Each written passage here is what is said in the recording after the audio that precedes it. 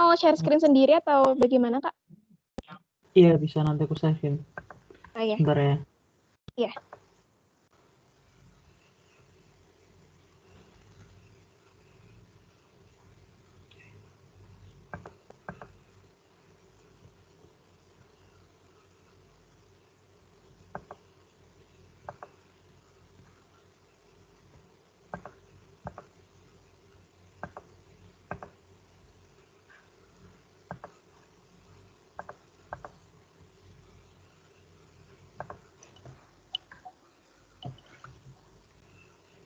Halo, cek. Udah kelihatan belum?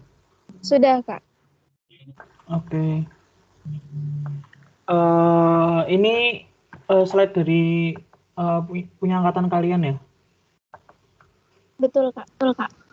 Oke. Ya udah. Assalamualaikum warahmatullahi wabarakatuh. Jadi langsung Waalaikumsalam. mulai aja ya. Jadi radiologi muskuloskeletal. Sebenarnya kalian udah dapat radiologi belum sebelumnya? Sudah, Kak. Atau ini yang pertama? Oh, udah pernah ya?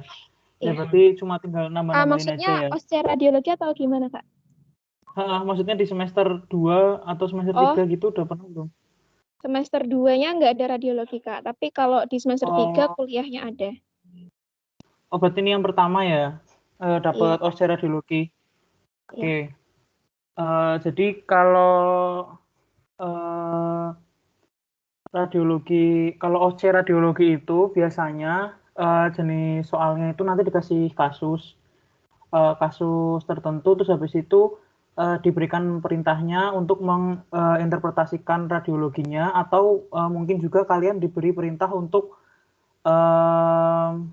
analisis singkat lah gitu. Jadi kalau di OC nanti kan waktunya cuma 10 menit, jadi kalian nggak usah lama-lama anamnesisnya. Ya anamnesis, jadi anamnesisnya ya menanyakan data diri pasien, identitas itu penting, kemudian secret seven-nya yang basic-basic aja, kemudian fundamental four juga yang ya basic-basic aja, terus habis itu langsung kalian tanyakan apa namanya keluhan utamanya gitu. Nah, tapi biasanya kalau misalkan kalian udah tanyakan keluhan utamanya itu nanti dari dosennya yang nanti ada di sana itu sudah ngasih tahu kalau ini saya bawa radiologi, minta dibacakan kayak gitu. Kalau ternyata nggak ada kayak gitu, berarti nanti kalian nanti bilang ini nanti saya akan antarkan ke ini nanti akan saya rujuk ke radiologi gitu. Nah, nanti kalian jelaskan X-ray itu apa. Jadi nanti akan tujuannya untuk apa? Tujuannya untuk mengetahui diagnosis pasti dari kelainan yang ada pada tulang. Nah, habis itu dikasih tahu juga kalau ini ada efek sampingnya, yaitu adanya radiasi. Tapi kami akan berusaha semaksimal mungkin untuk mengurangi efek samping berikut seperti tersebut. Nah, nanti kalau sudah dijelaskan itu semua, baru biasanya kalian membaca dari gambar radiologinya. Nah, jadi ini sebenarnya kalau radiologi itu seringnya lebih ke hafalan ya daripada kayak yang skill seperti pemeriksaan-pemeriksaan lainnya kalau di OC. Jadi kalau radiologi itu yang pertama kalian harus hafal dulu syarat radiologi. Ini nggak cuma radiologi muskuloskeletal ya, semua radiologi syarat utamanya yang pertama harus ada identitas, nama, umur, jenis kelamin. Nah, setelah itu juga harus ada markernya. Kalau untuk muskuloskeletal itu penting ada marker. Apakah ini kiri atau kanan? Biasanya R atau L gitu kan. Kemudian biasanya minimal harus ada 2 proyeksi. Kalau di muskuloskeletal itu biasanya proyeksinya AP sama lateral. Kemudian harus memfoto satu sendi. Jadi itu syarat yang paling penting. Kemudian nah ini yang kalau yang di sini nih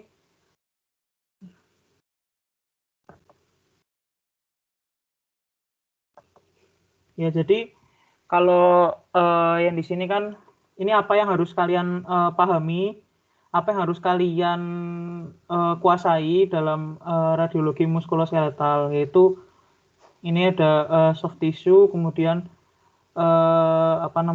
lusensi pada soft tissue, kemudian ada lokasi lesinya, struktur tulangnya, reaksi porosteal, fraktur, dislokasi, strukturasi, permukaan sendi dan penyempitan sela sendi. Nanti akan saya jelasin satu-satu. Jadi bolehlah dari sini dulu. Jadi untuk radiologi kalian itu harus hafal. Kalau misal terdapat fraktur pada gambaran radiologi, kalian itu harus hafal benar-benar apa aja yang harus kalian lihat di radiologi tersebut.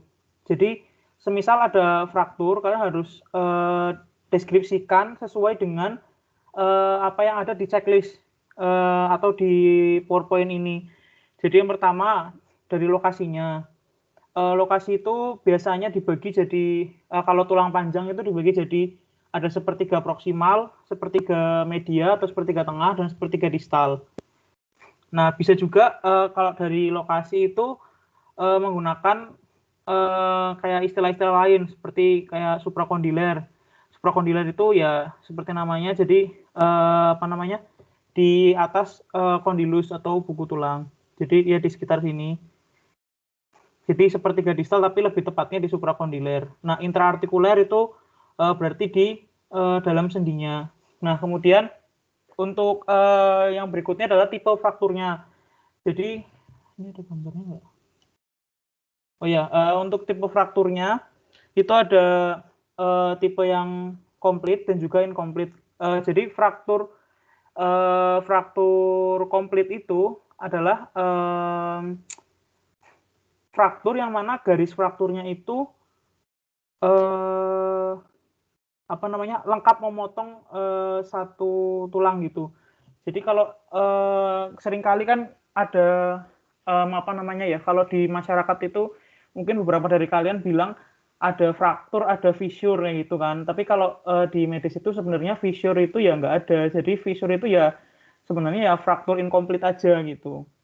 Jadi adanya cuma fraktur incomplete dan fraktur komplit. Nah, untuk fraktur incomplete sendiri jenisnya bisa macam-macam. Bisa sesuai gambar ini, bisa ada bowing, dia jadi membentuk semacam melengkung kayak gitu tulangnya. Nah, kemudian kalau torus itu, jadi dia ada semacam tonjolan dari korteksnya, jadi kayak karena ini fraktur terus menonjol keluar. Kemudian kalau green stick itu kayak patah, jadi kayak kalau misalkan kalian punya ada ranting terus dipatahin, tapi patahnya nggak benar-benar sampai lepas, itu green stick maksudnya, kayak green stick gitu. Jadi ada fraktur incomplete disertai dengan angulasi. Nah, kemudian untuk yang fraktur komplit itu sendiri ada dua, ada yang simple dan juga ada yang kombinatif. Nah, kalau yang simple itu jadi cuma ada satu garis fraktur, sedangkan kalau kombinatif itu ada fragmen tulangnya. Nah, fragmen tulang ini bisa tetap stay di situ atau bisa juga lepas. Jadi kalau kombinatif itu membentuk fragmen tulang. Nah, jadi tadi udah lokasi, kemudian tipe frakturnya, kemudian yang berikutnya ada alignment. Jadi alignment itu adalah kesegarisan dari fragmen tulang yang dikarenakan fraktur. Jadi di sini ada berbagai macam alignment yang terjadi, alignment dari fragmen tulang yang terjadi karena fraktur. Jadi bisa ada displacement. Displacement itu kayak pergeseran, jadi bisa ke medial dan juga bisa ke lateral displacement. Di yang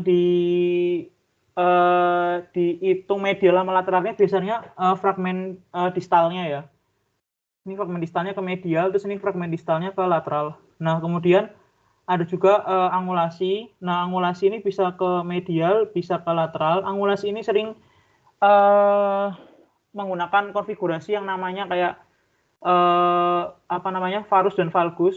Mungkin kalian udah tahu ya karena udah modul 33. Jadi ada beberapa sih jembatan keledai yang bisa buat ngapalin kayak valgum, genuvalgum atau valgum itu gum kan. Gum itu kayak permen karet. Jadi si tulangnya itu ke medial jadi kayak nemplek gitu. Nah, kalau semisal varum atau rum itu kan kayak ibaratnya di tengah-tengah itu ada botol rum gitu di tengahnya. Jadi kayak melebar gitu. Kalau aku sih gitu ngapalinnya.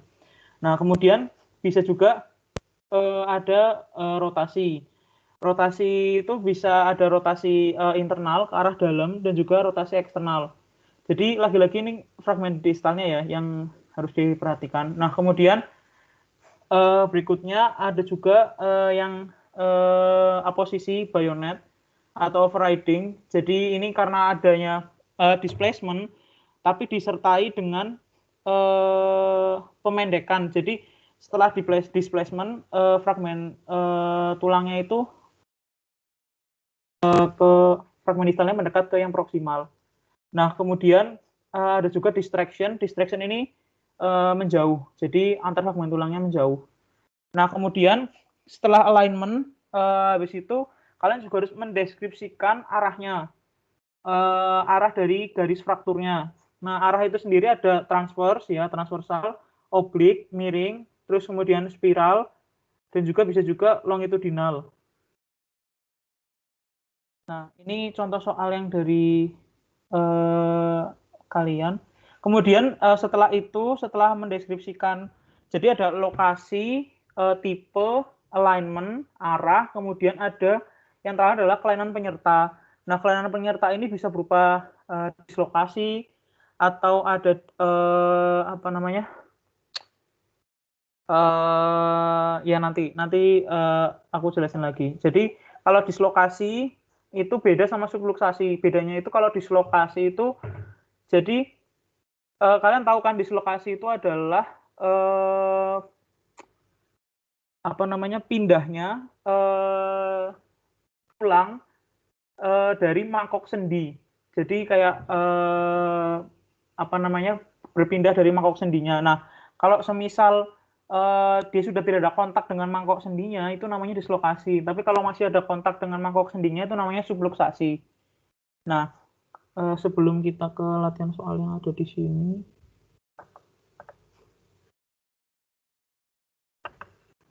ke PowerPoint yang satunya. Iya. Ya, jadi sebelum lanjut ke yang PowerPoint ini, jadi kalian benar-benar harus hafalin itu tadi. Untuk mendeskripsikan fraktur, itu yang pertama, kalian harus menyebutkan lokasinya, kemudian tipe fraktur, kemudian alignment, kemudian arah garis frakturnya, dan juga kelainan penyerta. Nah, kemudian ini agak sedikit lebih mendalam. Jadi untuk ini sekedar pengetahuan aja ya, bagian-bagian tulang. Jadi bagian-bagian tulang itu ada epifisis, ini yang nomor 3. Kemudian ada garis epifisis atau cakra epifisis yang nomor 5 ini. Kemudian kelihatan nggak sih? Kemudian ada metafisis di bawahnya cakra epifisis, ini nomor 6. Kemudian ada diafisis, nomor 7. Nah, langsung aja. Nah, untuk ada kelainan-kelainan pada tulang yang dapat dilihat di radiologi itu ada kelainan kongenital seperti polidaktili, kemudian mikrosefali, kemudian ada CTFV, kemudian bisa juga ada trauma seperti kayak adanya fraktur, kemudian dislokasi, kemudian bisa juga adanya radang, tumor, dan juga degenerasi. Nah, untuk fraktur sendiri, fraktur itu adalah kalau misalnya kalian ditanya fraktur itu apa, fraktur itu adalah diskontinuitas jaringan tulang. Jadi fraktur itu adalah diskontinuitas jaringan tulang. Nah, radiologi ini tujuannya untuk diagnosis dan juga untuk monitoring. Nah, seperti tadi yang udah ada di PPT yang satunya. Jadi untuk mendeskripsikan dari fraktur itu harus ada lokasi, tipe, alignment, arah, dan juga kelainan penyerta atau gambaran fraktur khusus, yaitu tambahan aja gambaran fraktur khusus, kelainan penyerta, dan juga ada tipe-tipe khusus dari fraktur. Nah, ini syarat-syaratnya ada 2 proyeksi dan 1 sendi harus terfoto. Ya. Nah, yang pertama ini adalah lokasinya. Jadi lokasinya itu sering dideskripsikan ada sepertiga proksimal, sepertiga tengah, dan sepertiga distal. Atau bisa juga menggunakan deskripsi lokasi yang lain seperti suprakondiler, ini di atasnya kondilus. Kemudian bisa juga intraartikuler yang dia memotong sampai ke sendinya. Nah, kemudian yang berikutnya adalah tipe frakturnya tadi sudah ini. Alignment juga tadi udah ya. Direction udah, arahnya. Nah, kemudian gambaran-gambaran khusus dari fraktur seperti mungkin adanya impaksi. Impaksi itu kayak jadi fragmen distalnya itu ngelesep ke fragmen proksimalnya. Jadi kayak masuk ke dalam gitu. Nah, kemudian kalau depresi ini jadi fraktur yang disebabkan karena fragmennya turun ke bawah. Nah, kemudian kalau kompresi ini karena adanya kompresi dari atas dan bawah. Biasanya kalau kompresi ini di spine atau tulang belakang. Nah, ini beberapa tipe fraktur. Jadi tadi udah green stick. Green stick itu ya tadi kayak fraktur incomplete disertai dengan adanya angulasi. Nah, kemudian avulsi. Fraktur avulsi itu adalah jadi fraktur kominutif disertai dengan fragmen tulangnya itu ketarik sama tendo. Biasanya kayak gitu. Jadi kayak misal ini ini kan calcaneus. Nah, ini kan ada fraktur avulsi dari tuber calcanei. Nah, jadi ini frakturnya kominutif membentuk fragmen tulang. Kemudian ini ditarik sama tendo dari tendo calcaneus atau Achilles. Jadi ini contohnya dari fraktur avulsi. Ini bisa macam-macam ya tempatnya. Ini salah satu contoh aja. Nah, kemudian ini ada fraktur transversal, longitudinal. Nah, fraktur kompresi itu biasanya di spine. Jadi cara kalian melihatnya itu biasanya kalian bandingkan korpus vertebra dari yang fraktur kompresi dengan yang sekitarnya. Biasanya ini kan lebih sempit daripada yang di atasnya. Jadi kemungkinan ini ada fraktur kompresi. Ini juga kalau dari ini kan dari lateral, kalau dari AP ini terlihat di sini ada garis fraktur. Kemudian fraktur kominutif itu yang membentuk fragmen tulang. Nah, fraktur impresi itu karena tertekan. Nah, kemudian ini juga ada penyerta lain seperti ini disertai dengan dislokasi. Jadi ini keluar dari mangkok sendinya. Kemudian bisa juga ada diastasis. Diastasis itu memisah. Jadi ini kan harusnya ini ada sendi tibiofibular, dia memisah dan ini namanya diastasis. Biasanya diastasis juga terjadi pada kalau di bayi itu sutura itu kalau misalnya ada fraktur tertentu bisa menjadi melebar, itu juga namanya diastasis. Nah, ini juga tipe-tipe khusus dari fraktur selain yang karena trauma, ini bisa juga karena stres, biasanya pada atlet. Jadi karena terus-menerus digunakan, ini bisa ada fraktur stres. Kemudian bisa juga adanya fraktur patologis. Fraktur patologis itu fraktur yang disebabkan karena adanya penyakit lain. Misal karena adanya tumor atau misal karena adanya osteoporosis pada lansia terutama pada wanita. Nah, ini adalah klasifikasi fraktur yang cukup terkenal. Ini digunakan pada pediatri ya. Jadi ketika dia masih ada growth plate-nya di tulangnya, namanya Salter Harris. Jadi Salter Harris itu sesuai ini ya, Salter SALTER. Jadi yang pertama ada S itu straight, kemudian A itu above di atas, kemudian L itu di lower di bawah. Jadi dari ini kan berdasarkan growth plate ya. Kalau yang straight itu straight di growth plate-nya. Kemudian above itu hingga ke metafisis, di atasnya above. Kemudian lower itu hingga ke epifisis. Kemudian through itu dari epifisis, metafisis dan juga growth plate-nya. Kemudian yang terakhir ER atau R itu crush atau compression atau erosion erase. Jadi kayak ininya growth plate-nya menghilang. Jadi tertekan. Nah, ini tambahan lain dari Rank dan Ogden. Jadi kalau yang kalian perlu hafal mungkin yang ini. Tapi harus dipastikan dulu pasien ini adalah pasien anak-anak yang belum dewasa. Nah, sebenarnya kalau buat OSCE itu kayaknya sih kalian mendeskripsikan fraktur aja itu cukup sebenarnya. Mendeskripsikan kayak tadi yang 5 itu ada lokasi, tipe, alignment, arah dan juga gambaran penyerta. Nah, tapi kalau semisal nanti apes-apesnya ada penguji yang nanyain ini faktornya namanya apa gitu ya. Jadi aku coba jelasin sedikit yang biasanya muncul. Jadi yang pertama itu fraktur radius yang ada di distal. Jadi fraktur radius distal itu ada dua, Coles sama Smith. Ini yang paling sering. Jadi kalau yang jadi ini sama, dua-duanya sama fraktur radius distal, hanya saja yang membedakan adalah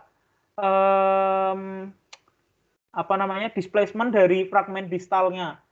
Jadi kalau Coles ini fragmen distalnya itu dia ke dorsal atau ke posterior.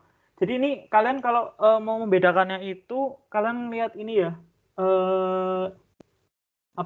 jempolnya. Jadi ini kan kayak tangannya kayak gini. Nah ini kalian lihat jempolnya. Nah ini buat patokan kalian. Berarti kalau kayak gini ini berarti yang di depan. Nah kalian lihat fragmen distalnya, yang ini fragmen distalnya. Ini kan ke belakang. Nah, ini berarti Coles. Kalau fragmen distalnya yang ini kan ke depan, berarti Smith. Itu untuk membedakannya. Biasanya kan, nah itu harus dilihat dari lateral. Kalau dari anterior sulit untuk mendefinisikannya. Jadi harus lihat dari lateral. Kemudian mungkin ada fraktur metakarpal. Ya, ini fraktur metakarpal 5. Boxer fracture. Biasanya karena meninju, jadi ada fraktur di metakarpal 5. Kemudian bisa ada fraktur Bennett. Fraktur Bennett itu di basis metakarpal. Biasanya di basis metakarpal 1.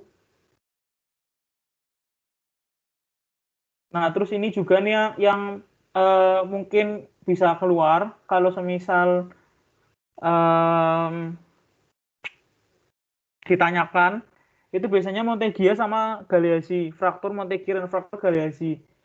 Jadi kalau Montegia itu, jadi MUGR ya, MUGR, Montegia ulna, Galeazzi radius. Nah, jadi MUGR, Montegia ulna, Galeazzi radius. Nah, jadi Montegia itu adalah fraktur ulna di proksimal. Jadi kalau ulna proksimal, kalau radius di distal. Jadi Montegia itu fraktur ulna dan disertai dengan dislokasi dari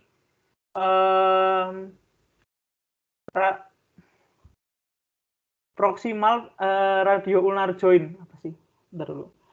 Articulatio radio ulnar proximal. Nah, jadi fraktur ulna sepertiga proksimal disertai dengan dislokasi dari artikulasio radio ulnar proksimal. Atau bisa juga disertai dengan dislokasi dari kaput radiinya. Kaput radiinya apa namanya? Geser. Nah, kemudian kalau Galeazzi itu adalah ada fraktur di sepertiga distal radius disertai dengan dislokasi artikulasio radio ulnar yang distal. Ulnanya yang dislokasi. Biasanya. Nah, selain itu ada faktor-faktor lain, ini ya dari lokasinya aja sih, suprakondiler. Terus ini ada fraktur epicondylus medialnya. Ya, ini fraktur kominutif. Nah, kemudian ini ada fraktur kolum chirurgicum. Kolum chirurgicumnya fraktur. Kemudian ada fraktur kolum femoris. Ini macam-macam fraktur tibia. Ini ada yang kominutif seperti ini. Kemudian ini juga yang depresi.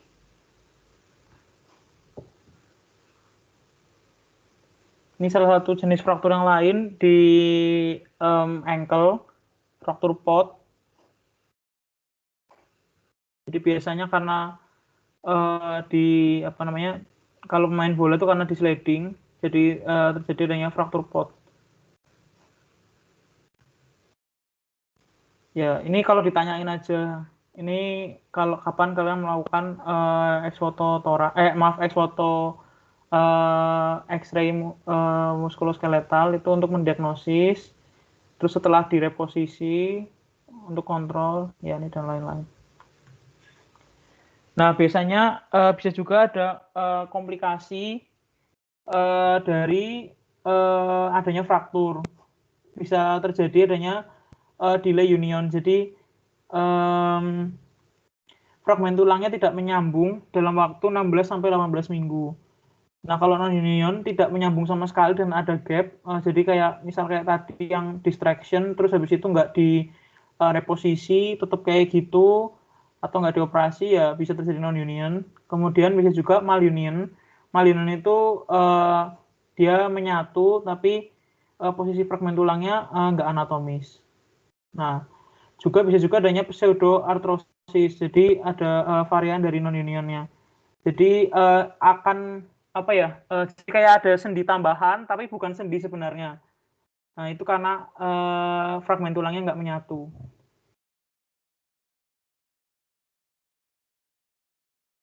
Ini komplikasi yang lainnya, atrofi bisa terjadi karena adanya fraktur. Terus kalau misal digerakin itu sakit, jadi otot di sekitar tempat yang fraktur itu mengalami atrofi.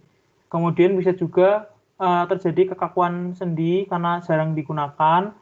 Bisa juga terjadi nekrosis avaskuler. Ini bisa terjadi, nekrosis itu kematian jaringan. Jadi karena mungkin karena adanya fraktur, dia menekan vaskuler yang ada di sekitar situ, terus kemudian terjadi nekrosis di distalnya. Nah, kemudian bisa juga adanya disuse osteoporosis. Jadi karena jarang digunakan jadi disuse osteoporosis. Ini contohnya. Jadi sudah mulai ada lusensi. Nah, jadi ini mungkin sering jadi pertanyaan, gimana caranya mengetahui adanya dislokasi pada artikulasio kokse. Jadi dislokasi pada artikulasio kokse itu kalian bisa ngelihat dengan garis Senten sama garis Skinner. Umumnya sih yang Senten ya. Senten itu ini. Jadi dari apa namanya, tepi bawah ramus superior osis pubis ini, dari sini sampai apa namanya, tepi medial dari kolum femoris Jadi ini tuh harus nyambung. Lengkungan ini tuh harus nyambung. Kalau misal ada ada dislokasi atau subluksasi, biasanya lengkungan ini nggak nyatu. Nah, selain itu juga dilihat ada garis Skinner. Garis Skinner itu garis khayal yang menghubungkan dari puncak trochanter mayor hingga ke tepi bawah ramus superior osis pubis. Nah, ini juga harus horizontal. Jadi pakai dua itu. Tapi kalau aku biasanya ngelihat senten aja udah cukup.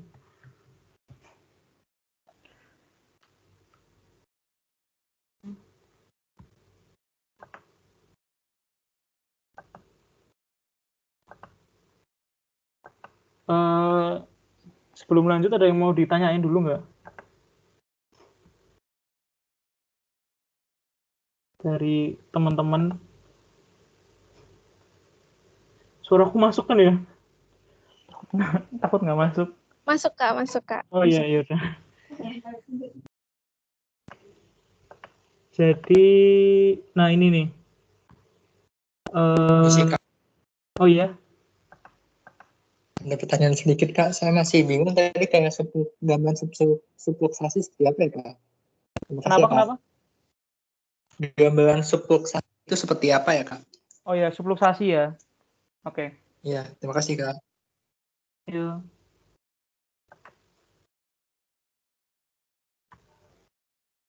Oh, ini udah kelihatan nih. Nah, jadi sekalian aja aku mau nunjukin ini soal ini. Jadi kalian harus deskripsiin juga ya. Nah, sesuai dengan soalnya. Nah, yang dimaksud dengan garis senten, garis senten itu ini nih. Ini kan ramus superior os pubis ini sampai sini. Ini harus segaris. Kayak yang yang kanan ini dia segaris. Jadi nggak ada subluksasi ataupun dislokasi. Nah, sedangkan kalau yang ini ya ini udah jelas ya. Ini jauh banget. Ininya di sini tapi ininya di sini. Nah, selain itu juga harus dilihat dari ini garis sinernya dari atas puncak trochanter mayor hingga ini juga harus segaris horizontal. Nah, kalau ini, jadi ini kan kalian lihat di sini mangkoknya acetabulum sama kaput femorisnya udah nggak menyatu kayak gini, nggak ada nggak ada kontak sama sekali antara si mangkoknya dan juga kaputnya. Jadi ini namanya dislokasi. Kalau subluksasi itu kayak geser tapi masih ada kontak.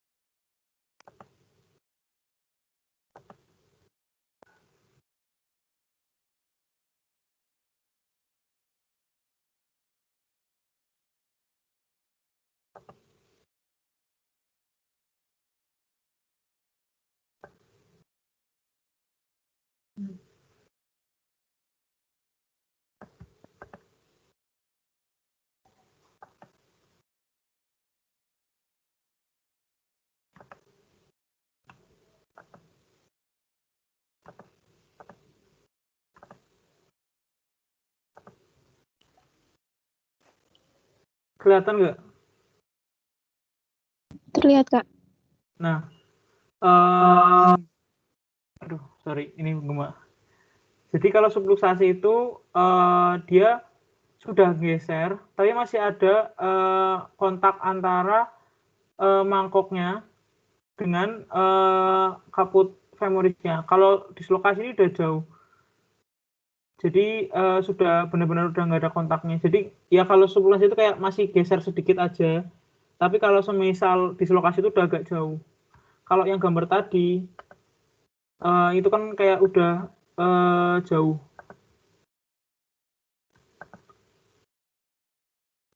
Sorry. Ini ya, ini apa namanya, mangkuknya di sini, tapi apa namanya, kaputnya di sini. Jadi ini jelas dislokasi, bukan subluxasi. Gitu. Oke, terima kasih Kak. Oke. Coba ngerjain ini ya. Sebenarnya ada kuncinya sih di bawah. Kalian bisa lihat sendiri. Dari soal-soalnya ada yang mau ditanyain nggak?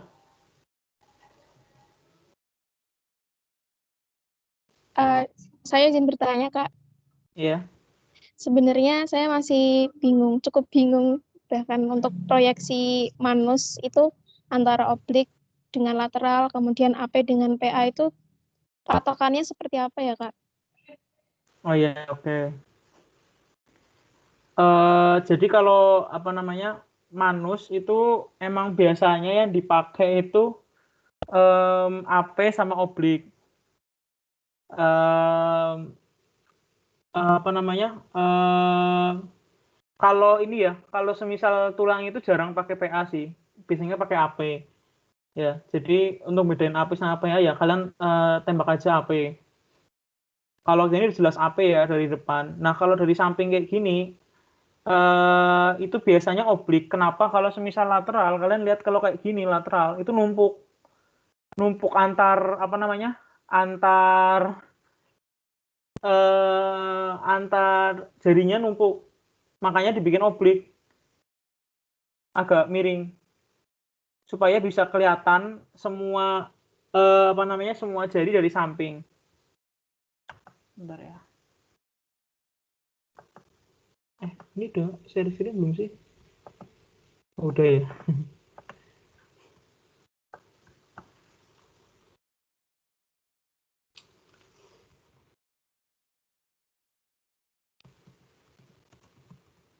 Berarti nggak mungkin manus PA ya, Kak?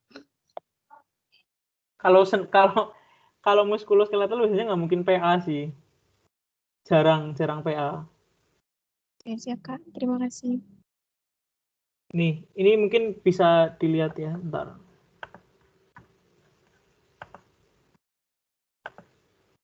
Ini ya. Ini kan biasanya kan umumnya oblik kayak gini nih.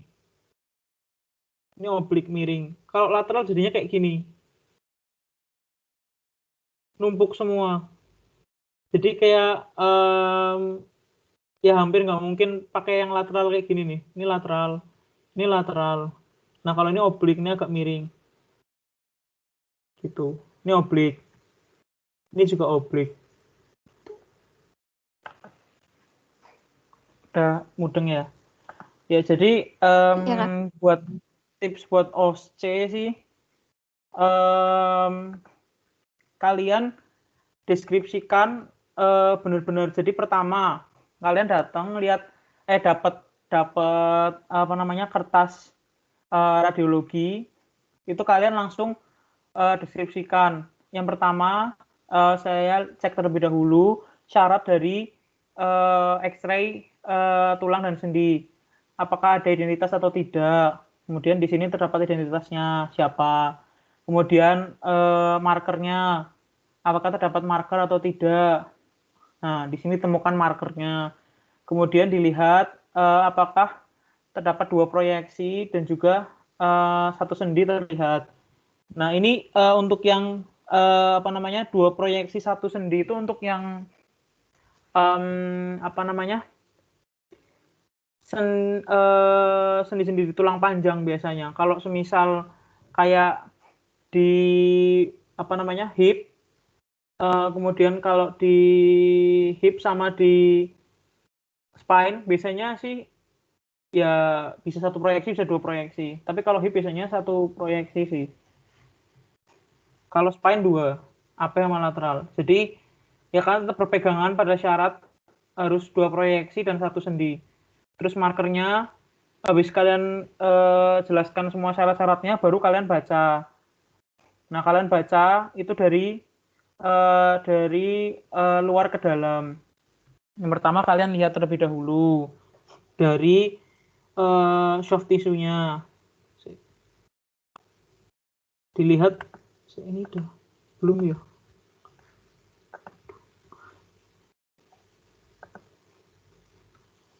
Nah, kalian dilihat terlebih dahulu soft tissue-nya. Ini soft tissue itu yang ini. Yang apa namanya? Yang abu-abu ini. Nah, dilihat soft tissue-nya. Kalian sebut aja soft tissue, tidak ditemukan adanya soft tissue swelling. Kemudian masuk ke dalam bisa kalian tidak ditemukan ada soft tissue swelling, tidak ditemukan ada lusensi. Terus habis itu baru lihat ke dalam lagi periosteum, tidak ditemukan adanya reaksi periosteal. Reaksi periosteal itu dia gambarannya itu kayak jadi reaksi periosteal itu dia menggambarkan adanya kelainan-kelainan biasanya terjadi pada tumor.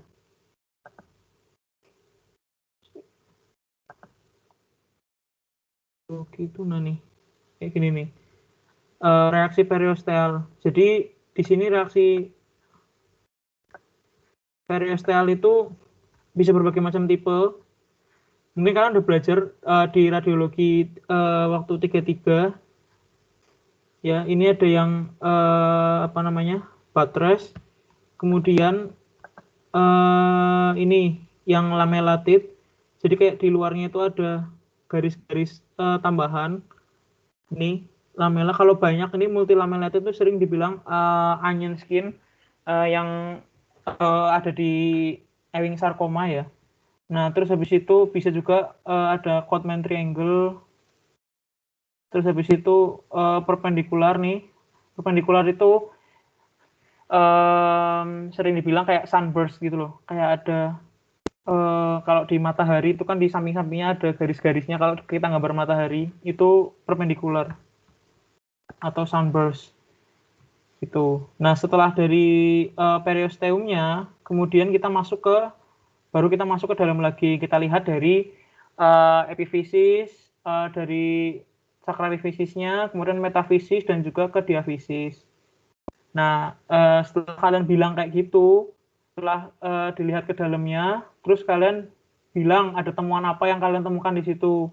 Misal kalau kayak fraktur, kalian lihat ditemukan adanya diskontinuitas jaringan tulang atau fraktur pada, nah kalian sebutkan lokasinya, pada sepertiga, misal kalau yang di gambar yang satunya,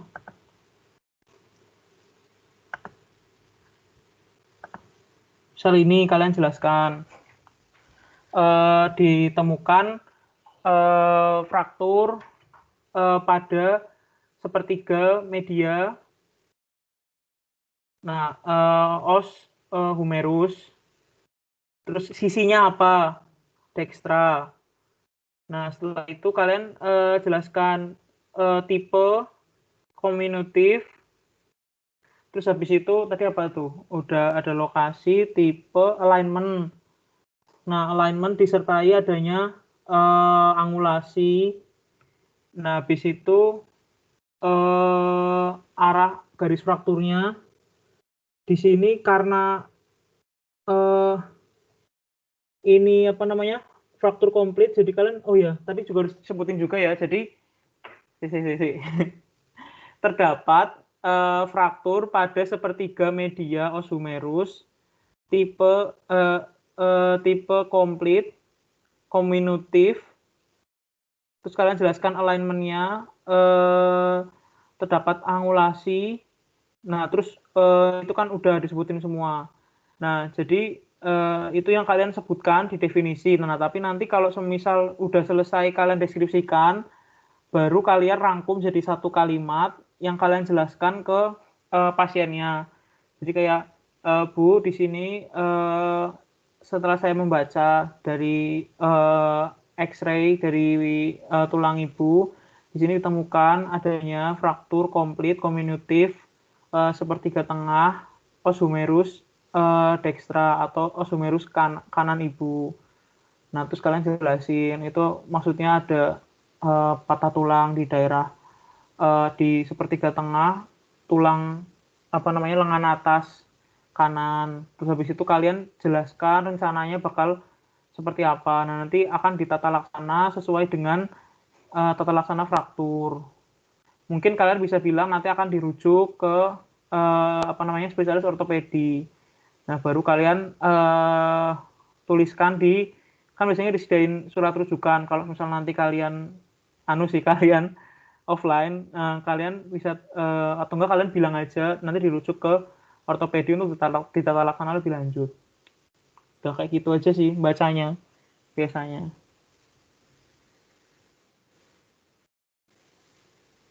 Mungkin ada lagi nggak yang mau ditanyain? Permisi Kak, Iya. izin bertanya. Berarti yang tadi dijelaskan sama Kakak, foto panggul yang tadi nomor 3 itu berarti tetap memenuhi kriteria yang baik walaupun satu foto ya Kak? Iya, foto hip. Foto berikutnya Kak. Kalau pas ujian sih kalian bilangnya nggak baik aja ya. Karena cuma ada satu proyeksi gitu.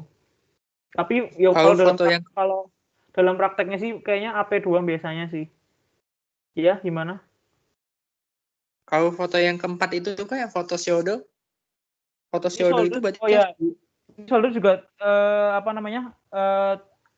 nggak baik karena nggak ada proyeksi lateral. Kalian jelasin aja kayak gitu. Oke, siap Kak. Terima kasih Kak. Iya. Ya sebenarnya jadi jangan kayak kadang ada kasusnya kalau semisal pas OSCE kalian nemu wah ini nemu ada kertas nggak ada biasanya tuh kalau OSCE kadang suka nggak ada identitasnya ya, nggak ada nama sama umurnya, jadi kalian nemu terus ini tidak ada identitasnya, tidak ada tulisan markernya juga, kalian bilang ini adalah foto yang buruk tapi kalian nggak deskripsikan, ya itu nanti kalian nggak dapat nilai. Kalian bilang aja ini foto yang tidak baik karena tidak ada identitas, tidak ada marker, kemudian proyeksinya misal cuma AP. Nah, itu kalian jelaskan. Atau misal tidak memfoto satu sendi. Nah, itu kalian jelaskan kenapa tidak baiknya. Tapi nanti setelah itu kalian harus tetap deskripsikan radiologinya berdasarkan temuan yang ada. Jangan nanti habis itu nggak dideskripsikan. Ya kadang ada sih kasusnya kayak gitu. Entah ya mungkin lupa apa gimana. Jangan sampai kalian kayak gitu.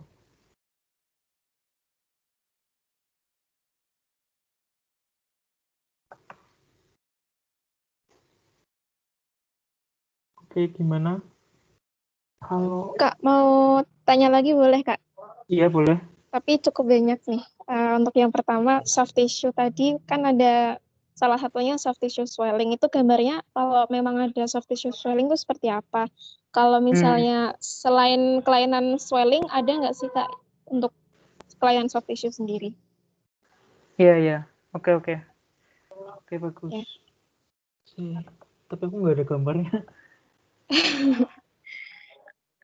Ya.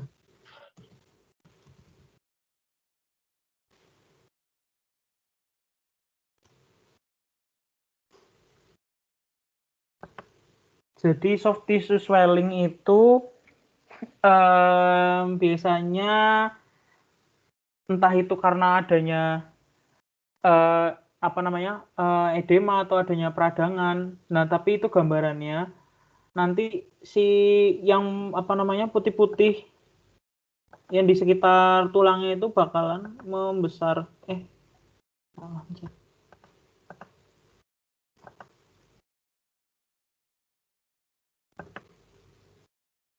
Ini ya. Jadi kayak kalau aslinya sih kalau di tangan tuh kayak gini. Jadi kayak memar sih. Kayak ada pembesaran gitulah, benjolan kayak gitu. Nah, ketika digambarkan di radiologi itu nanti yang putih-putihnya ini melebar. Itu soft tissue swelling. Kayak gitu. Nah, biasanya karena ya ada peradangan atau ada mungkin ada edema, itu kayak gitu kalau soft tissue swelling. Terus tadi ada apa aja ya kelainan soft tissue ya?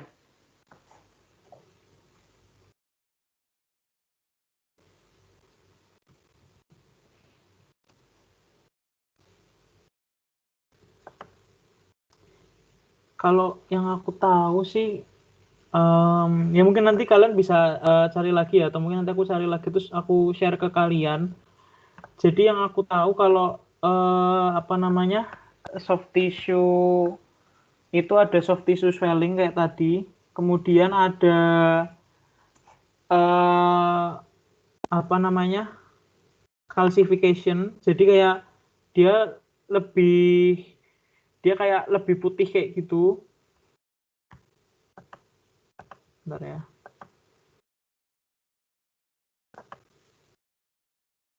Ini dia kayak lebih apa namanya kayak ada kalsifikasi di sekitarnya, lebih putih kayak gitu soft tissue-nya. Terus bisa juga adanya apa namanya karena ada semisal dia fraktur terbuka kayak ada scar gitu, nanti di sini soft tissue-nya juga dia apa akan terjadi diskontinuitas. Ada apa namanya garis gitu atau ada memisah kayak gitu. Kalau semisal frakturnya fraktur terbuka. Paling itu sih yang aku tahu. Tapi mungkin nanti kalian bisa cari-cari lagi ya kelainan-kelainan di soft tissue. Oke, siap, Kak. Tanya lagi, Kak, untuk yang Ya. sebenarnya sepertiga medial, distal, sama lateral. Proksimal itu batasnya kayak gimana sih, Kak? Terus tadi kok bisa bilang sepertiga tengah tuh? Iya, Yang mana? Yang Kak, ini ya? tadi soalnya, Kak. Bentar. Nah, jadi kalau sepertiga apa namanya? Tengah sepertiga proksimal sama sepertiga distal itu pembaginya itu biasanya jadi kalau kalau di tengah-tengah kayak gini nih kalian sebutinnya sepertiga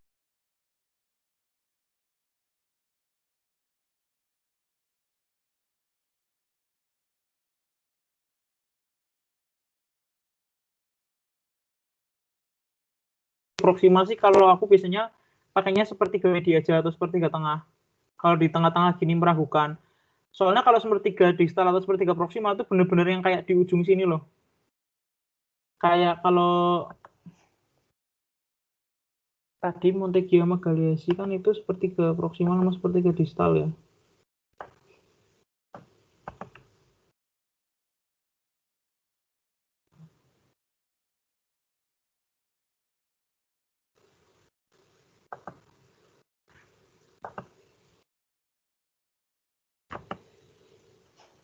Nah, ini kan udah bener-bener apa namanya? Udah bener-bener dekat ke ujung. Nih. Jadi ini bisa dibilang ini sepertiga distal. Nah, kalau apa namanya? Ini tuh sepertiga proksimal kayak gitu. Jadi kalau di tengah-tengah banget itu baru dibilang media. Kayak gini nih, ini baru sepertiga distal. Gitu sih biasanya. Kayak kalau semisal udah deket banget sama kolom atau deket banget sama kondilus itu baru sepertiga proksimal sama sepertiga distal. Kalau semisal masih agak-agak ya kalau semisal masih bener-bener kayak di apa namanya korpus itu ya sebutannya sepertiga media. Itu sih kalau aku. Oh iya, Kak, siap. Ada lagi pertanyaan, Kak, untuk proyeksi. Sebenarnya saya masih tidak punya patokan yang jelas untuk menentukan ini AP atau PA pada bahu dan juga kokse, Kak. Masih AP sering atau bingung. PA? Iya. Yeah. Mungkin AP atau lateral aja ya. Kalau AP lateral bisa bedainnya. Kalau AP PA jarang sih. Biasanya pakainya AP sih. Apa nggak pakai PA gitu loh. Kalau semisal muskuloskeletal. Jadi kalau aku mau menjelasin beda gitu juga aku bingung soalnya prakteknya biasanya kalau nggak AP ya lateral kayak gitu. Tapi kalau mau ya suruh jelasin bedanya AP sama lateral sih ya kalian lihat aja lah ininya apa namanya ya bangunan-bangunan di sekelilingnya aja di apa namanya di style sama di proksimalnya dikira-kira ini AP apa lateral. Jadi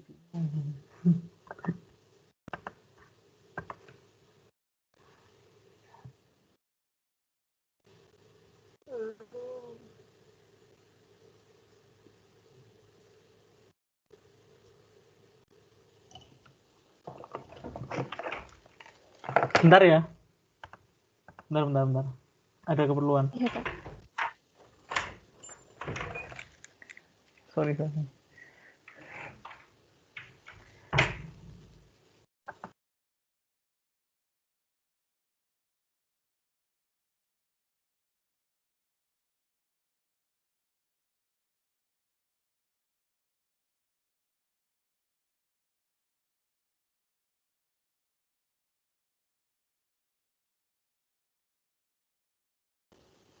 Oke, sorry tadi ada sedikit gangguan.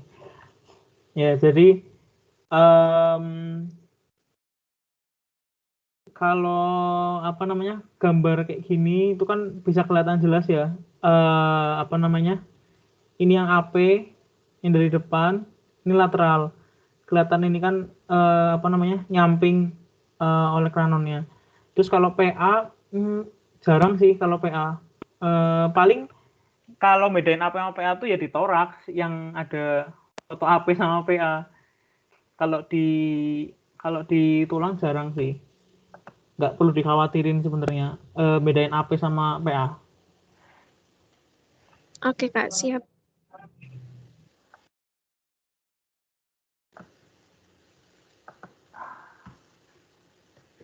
Ada lagi apa ya buat OSCE paling kalau radiologi gitu-gitu aja sih. Biasanya kalau radiologi itu nggak sampai 10 menit udah selesai kalian.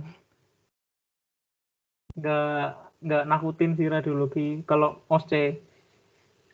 Jadi yang penting kalian ya itu tadi kuncinya kalau radiologi yang penting kalian harus hafal yang apa namanya 5 itu tadi mendeskripsikan fraktur.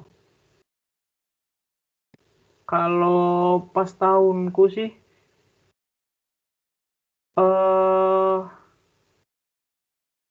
dia ditanyain fraktur doang sih. Paling kalau nggak fraktur mungkin mentok-mentok ini ya osteoartritis mungkin. Osteoartritis itu kalau osteoartritis bentar ya.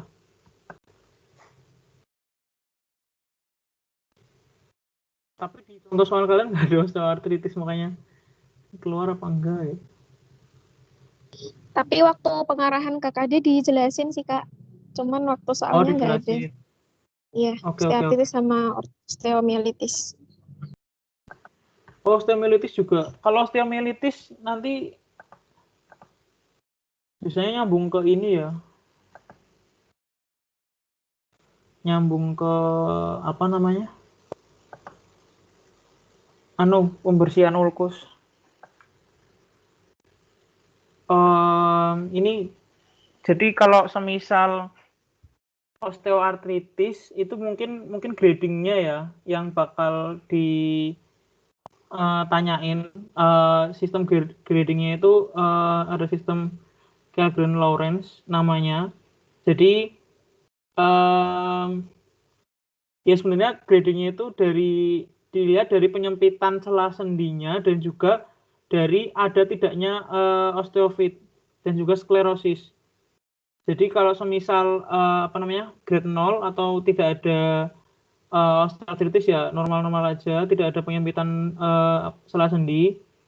Nah, kalau grade 1 itu biasanya yang dikatakan grade 1 itu tidak apa namanya tidak ditemukan, bukan tidak ditemukan sih, kayak penyempitan celah sendinya itu masih meragukan gitu. Jadi kayak masih normal-normal aja tapi sudah disertai adanya osteofit. osteofit itu kayak di pinggiran tulang itu ada apa namanya, tonjolan-tonjolan kayak itu loh. Osteofit, ini osteofit, terus ini juga, ya ini ada apa namanya, osteofit yang kecil. Jadi kayak ada kemungkinan terjadi osteoartritis. Jadi masih grade 1. Nah, kalau grade 2 itu osteofitnya udah jelas kelihatan. Di osteofit kayak gini nih. Di ujung-ujung tulangnya tuh ada tonjolan-tonjolan. Jadi ini kan kalau grade 2 udah kelihatan nih, ada tonjolan-tonjolan kecil. Nah,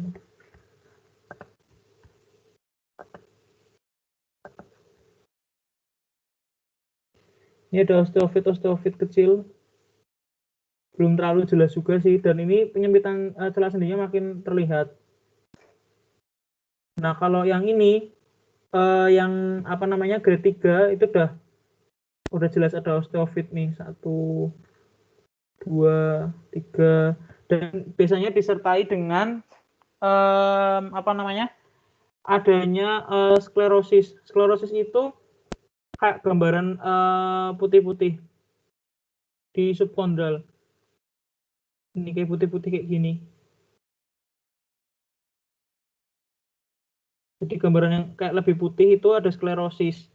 Nah, kalau yang 4 dia sudah benar-benar apa namanya, udah benar-benar nempel sendinya kayak gini. Ini udah masuk yang keempat, terus osteofitnya udah banyak di mana-mana. Terus habis itu sklerosisnya makin kelihatan, dan juga biasanya ada kista subkondral. Kista subkondral itu nanti di sini kayak ada kalau di gambar ini nggak ada ya, ada kayak item-item, tapi nanti dikelilingi oleh garis yang putih. Bentar.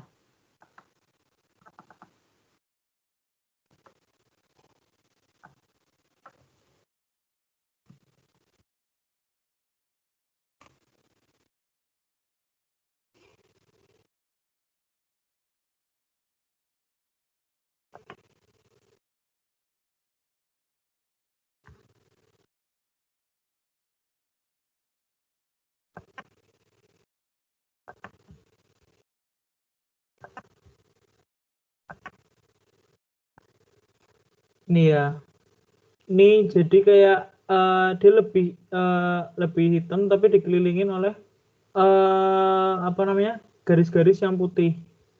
Ini juga, ini terus juga ada osteofit nih, osteofit. Terus di sini ada sklerosis subkondral.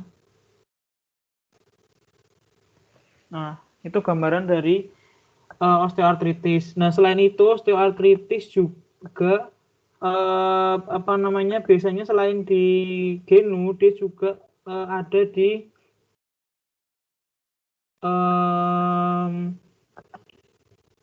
apa namanya, di hip juga bisa. Terus habis itu di apa namanya, di distal intervalang, proximal intervalang, carpometacarpal.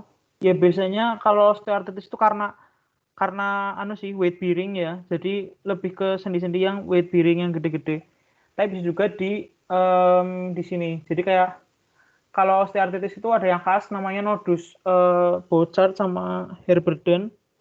Jadi kalau di tangan ini Bouchard itu yang proksimal, yang Heberden yang distal. Dia kayak nonjol-nonjol kayak gitu. Terus disertai dengan adanya osteofit. Nih, ini nodus apa namanya? Bouchard yang proksimal, terus yang di distal Heberden namanya. Udah, itu kalau osteoartritis. Apalagi tumor enggak ya? Tapi jarang banget ya Kak keluar yang osteoartritis gitu. Kalau osteoartritis kemungkinan kedua setelah tumor. Osteoartritis kemungkinan kedua setelah tumor. Maaf, bukan tumor. Kemungkinan kedua setelah trauma. Jadi habis fraktur, yang paling sering fraktur, trauma, terus habis itu baru osteoartritis yang keluar kemungkinan. Biasanya.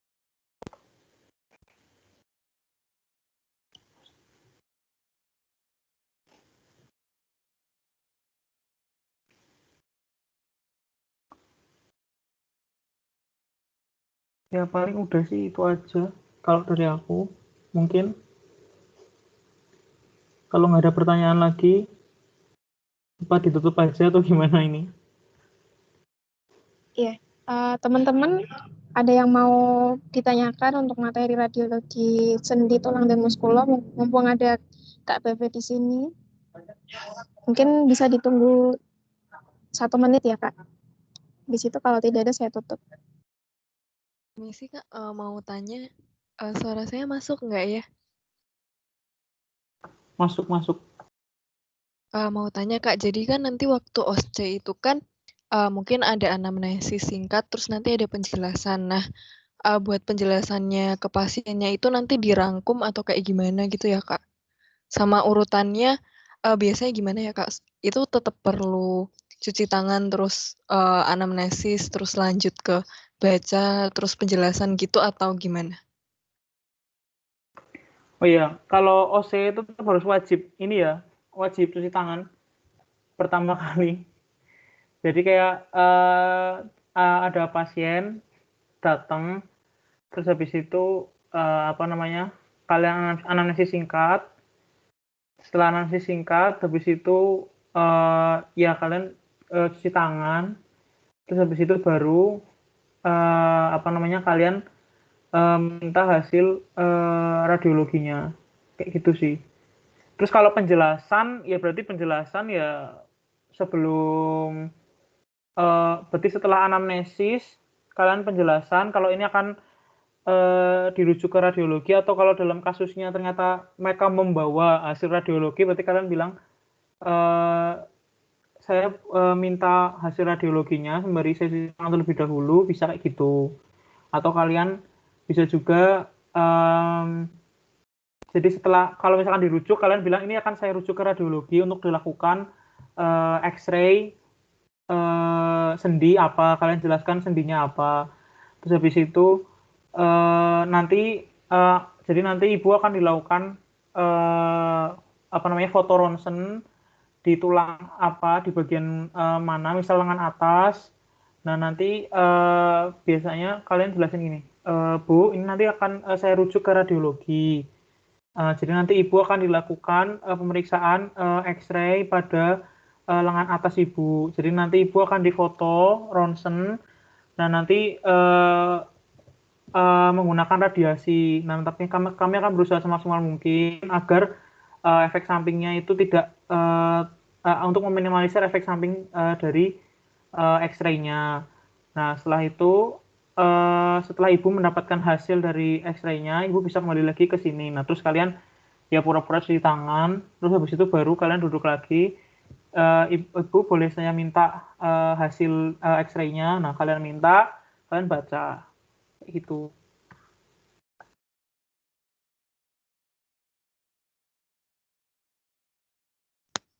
Oke, makasih Kak. Yuk.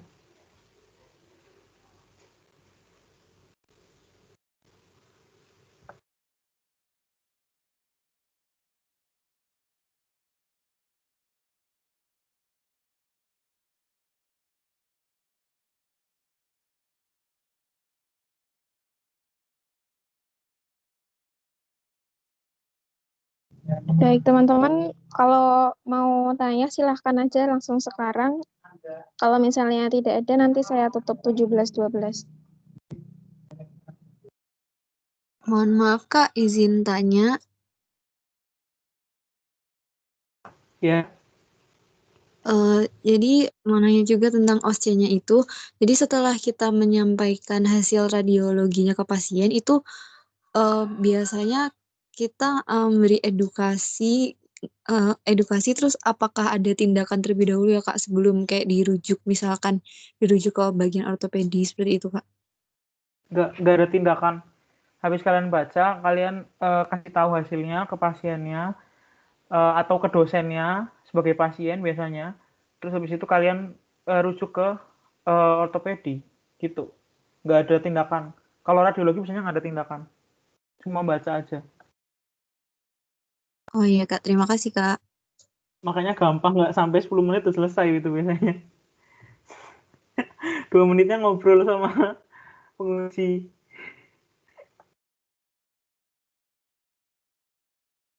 Misi Kak, mungkin sedikit pertanyaan Kak. Tadi berarti apabila ada pasien, misalkan kita dalam keadaan tadi OSCE itu ada pasien, kita langsung tetap cuci tangan walaupun kita nggak ngelakuin pemeriksaan, tapi kayak kita itu ngalahin untuk merujuk dulu bahwa seakan-akan kita mempermalukan si pasien itu kita rujuk ke bagian radiologi gitu Kak. Terus tiba-tiba kita langsung tanya ke dosennya apakah ada foto radiologi atau tidak begitu.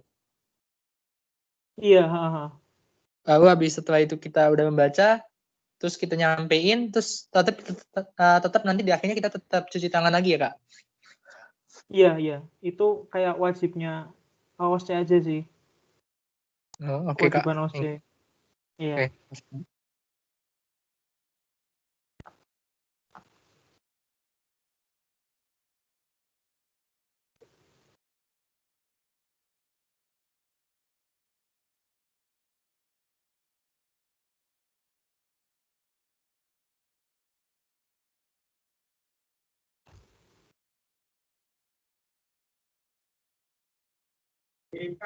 Oh iya teman-teman, ini sambil menunggu 1 menit kemudian bisa sambil mengisi link evaluasi yang sudah saya kirimkan di room chat ya. Baik teman-teman yang ingin bertanya, dipersilahkan untuk segera menyampaikan, mumpung ada Kak Bebe di sini. Oke, kalau gitu saya tunggu 17.15. Ya mungkin sambil nunggu 17.15, ya kalau radiologi kan gampang ya. Ya gampang nggak gampang lah. Dibandingin yang lain yang beneran kalian harus melakukan, ini lebih gampang. Terus juga pas ujiannya itu kalian lebih cepat. Jadi kalian nggak bakal kehabisan waktu 10 menit itu. Jadi ya kalian maksimalin, kalian baca-baca lagi, kalian hafalin itu, checklistnya. Terus habis itu kalian baca-baca lagi penjelasan dari dosen radiologi pas kuliah. Itu juga membantu kalau misal ada hal-hal yang tidak diinginkan pas ujian. Misalnya namanya OSCE kan beberapa persen keberuntungan juga ada gitu. Jadi kalian harus mempersiapkan maksimal mungkin. Kalau siapa tahu amit-amit ditanyain itu berarti nama frakturnya apa. Terus atau misal kalian ternyata tiba-tiba dapatnya macam-macam, itu kan hal-hal yang tidak diinginkan. Jadi sebaiknya kalian persiapkan ya sebaik mungkin, kayak gitu sih. Ya, siap Kak. Berhubung sudah 17.15, jadi sepertinya teman-teman sudah tidak ada lagi yang ingin ditanyakan. Jadi bisa saya tutup. Untuk sebelum kita tutup, marilah kita berdoa sesuai kepercayaan masing-masing. Berdoa dipersilakan.